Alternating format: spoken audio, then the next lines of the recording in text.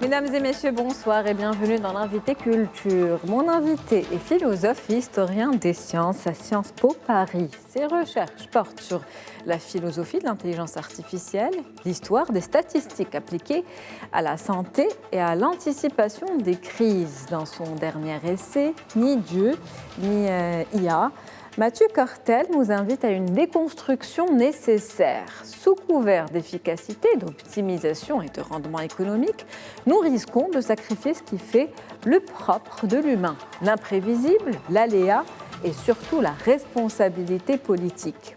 Ni Dieu ni l'IA n'est pas un cri de résistance contre le progrès, mais un plaidoyer pour un retour à la raison humaine. C'est une invitation à reprendre le contrôle de notre futur en refusant que nos choix de société soient dictés par des algorithmes. Mathieu Cortel, bonsoir à vous. C'est un plaisir de vous avoir comme invité ce soir. Bonsoir. Merci d'avoir accepté cette invitation. Alors, on va revenir un petit peu sur ce dernier essai, comme je le disais en introduction, donc Ni Dieu ni IA.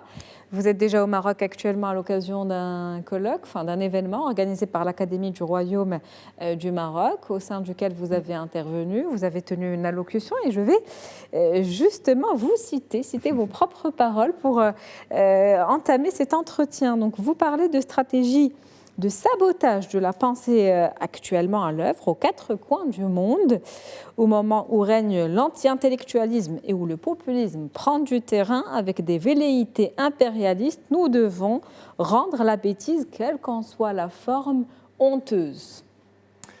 Oui, en fait, c'est pour prolonger le geste d'un philosophe qui s'appelle Gilles Deleuze, qui disait que la philosophie, en fait, est une lutte contre la bêtise. Donc, je prolonge un peu ce geste-là, mais vis-à-vis de l'IA qui, bien aujourd'hui, en fait, est instrumentalisé par justement des régimes populistes avec des approches anti-intellectualistes et de manipulation de masse, car en fait, ces intelligences artificielles sont programmées de manière à tromper les utilisateurs, c'est-à-dire qu'on a ce qu'on appelle dans le jargon les dark patterns, c'est-à-dire qu'au sein même des modèles de langage qu'on propose au grand public, il y a en fait une modélisation générant une addiction et générant aussi des biais, des erreurs et potentiellement conduisant à des décisions et des actions qui vont dans une direction plutôt qu'une autre.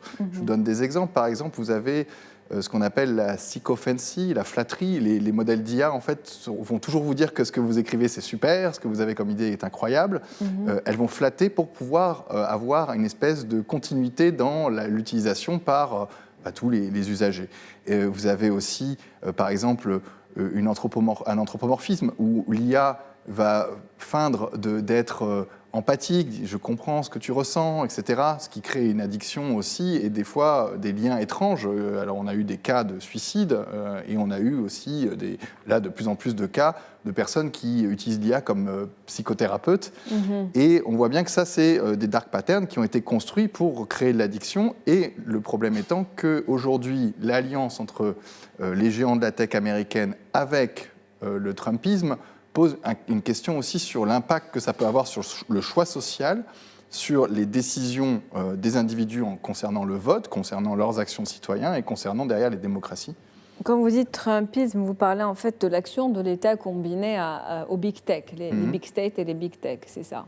Alors, ce qui est plus subtil, c'est qu'il y a un alignement opportuniste des big tech. S'il y avait un autre dirigeant, sans doute, il s'alignerait avec. En fait, le principe de croissance de leurs industries, au fond, c'est de s'accaparer le plus de données possible, donc avec une accumulation primitive de toutes les données d'interaction humaine, qui s'est étendue en fait à l'ensemble des corpus de référence, à l'encyclopédie universelle de la pensée humaine, et ayant un accaparement généralisé sur tout notre patrimoine, nos cultures, nos langues, et les privatisant derrière pour après offrir des services qui amènent à une situation étrange qui est, en fait, on a des outils qui sont bien évidemment performants, qui facilitent certaines tâches, avec un marché qui spécule abondamment et derrière des organisations qui s'emparent de l'idée que, bien évidemment, les acteurs de leurs entreprises, par exemple, doivent se saisir de ces outils-là pour maximiser leur productivité. Et la réalité, c'est qu'on a créé une dépendance généralisée avec justement, encore une fois, des biais, avec des possibles manipulations et derrière des effets sociaux, politiques, culturels qui sont peut-être délétères. D'où les dangers en fait actuels et ce cri d'alarme en fait que vous faites au sein de votre dernier essai. Oui. C'est un petit peu ce qui a déclenché, c'est l'urgence, la situation qui a été le déclic pour écrire ce livre. Ben, en fait, ça a commencé quand j'ai vu la manifestation des scénaristes d'Hollywood. Alors ça, c'était en 2022, je crois, où on voyait pour la première fois des scénaristes qui sont quand même bien payés d'Hollywood manifester dans les rues de Los Angeles parce qu'ils se disaient dévalués par l'apparition de l'intelligence artificielle dans leurs propres activités. On leur disait vous avez besoin de moins de temps, vous avez besoin de moins de personnes pour créer le scénario du prochain blockbuster. Donc ça, je me suis dit, tiens, il se passe quelque chose. En fait, il y a une transformation de ce qu'on appelle le capitalisme cognitif, c'est-à-dire, en fin de compte, l'expropriation et l'exploitation de l'intelligence collective à des fins économiques, de production de contenu culturel, etc. Et effectivement, moi, j'avais eu l'intuition que ce qui allait se passer, c'est parce que ça fait une dizaine d'années que je travaille sur ces questions-là d'intelligence artificielle, mais avec les LLM, en fait, il y allait avoir un raz-de-marée de contenu qui allait être diffusé, parce que la capacité de production des IA est presque infinie, et c'est ce qui a donné lieu à l'existence de ce qu'on appelle le AI slop, c'est-à-dire cette bouillie en fait, de contenu qui devient de plus en plus importante et qui pourrait être plus importante que les contenus générés par humains sur Internet. Un moment arrivera peut-être où il y aura plus de contenus générés par IA que de contenus générés par humains. Donc là, il y a un moment de bascule. Contenus qui peuvent être, rappelons-le, comme vous le disiez, biaisés. Effectivement, oui. Et justement, considérez-vous donc la maîtrise des algorithmes par ces entreprises, on va dire de la tech, comme une nouvelle forme de colonisation de l'esprit ? On peut dire ça parce qu'en fait, il y a aujourd'hui des velléités clairement impérialistes.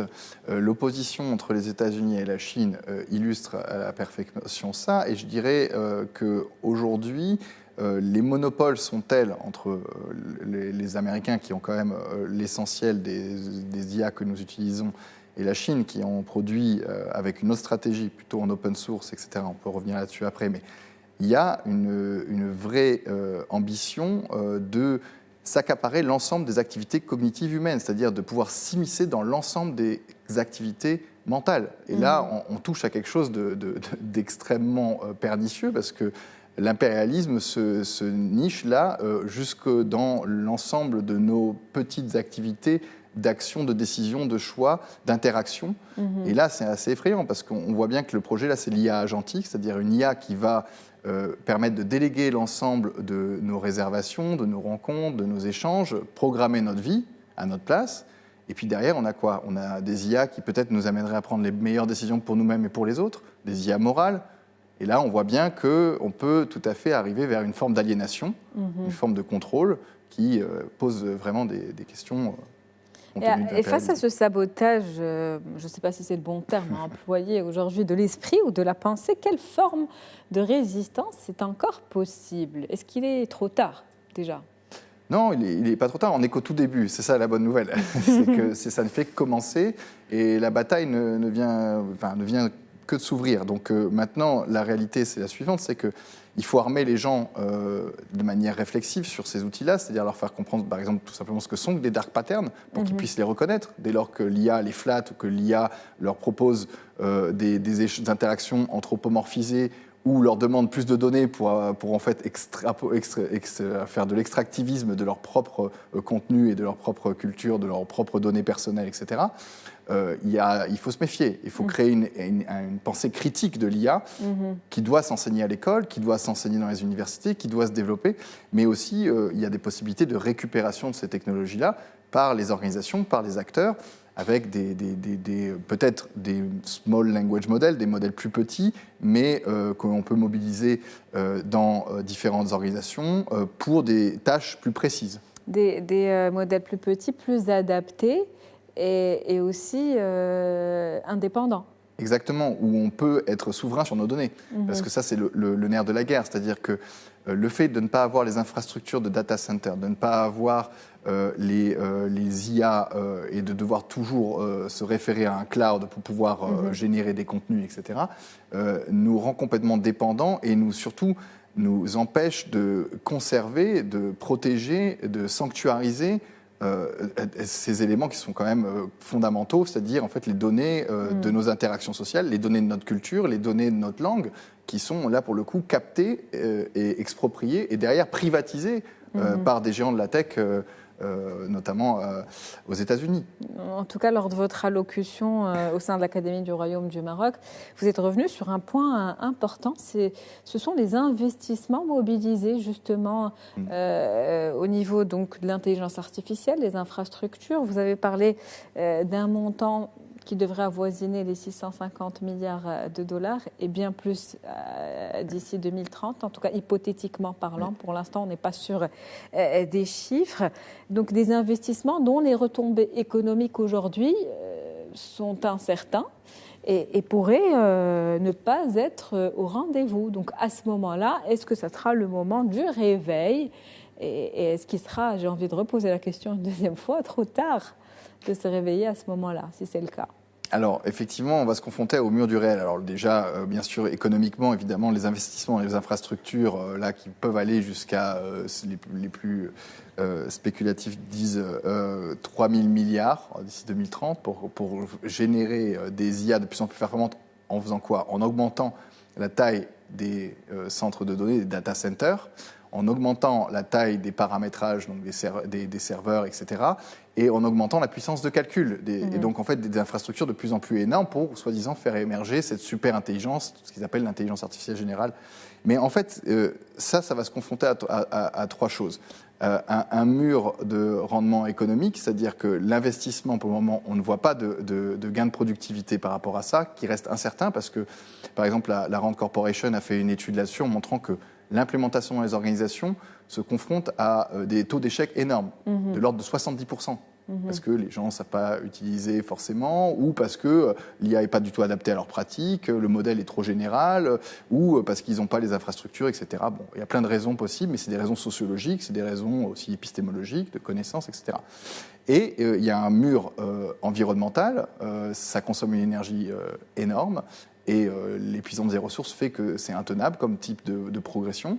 Et derrière, il y a un mur aussi social, c'est-à-dire qu'à un moment, est-ce qu'on va changer tous nos usages pour tout déléguer à l'IA au point d'appauvrir l'ensemble de nos activités mentales et les interactions humaines qu'on a?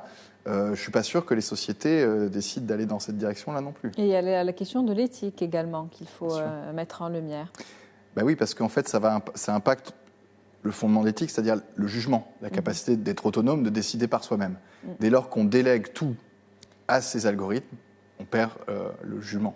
Un jugement qui n'est pas partial, justement. Justement, qui est complètement dirigé. Alors si on prend par exemple un modèle comme l'IA Grok, qui est d'ailleurs aujourd'hui sur le banc des accusés aux États-Unis, qui pour le coup, elle, est clairement orientée idéologiquement, permet de produire des contenus qui sont très problématiques, dénuder des gens, etc., et qui, en plus, participe de l'empire d'Elon Musk, qui est un empire qui a des objectifs complètement délirants. Hein. Enfin, ces projets de société, c'est quand même basé sur le transhumanisme, l'eugénisme, c'est-à-dire une séparation entre ceux qui vont s'associer à la technologie et ceux qui ne vont pas l'être, donc ceux-là pourront disparaître.